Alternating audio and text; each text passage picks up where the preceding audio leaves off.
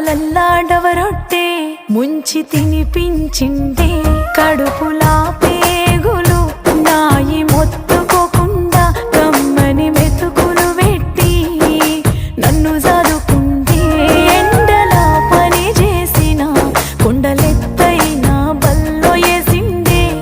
ఆ గుండె కోటలో ఏకైక మహారాణి నేనే అన్నడే నా కలకైకి లోడే నా నీడను మించె తోడే ఎవరమ్మా ఎవరే మా నాయన గదనే మోకాళ్ళే అరిగిన మా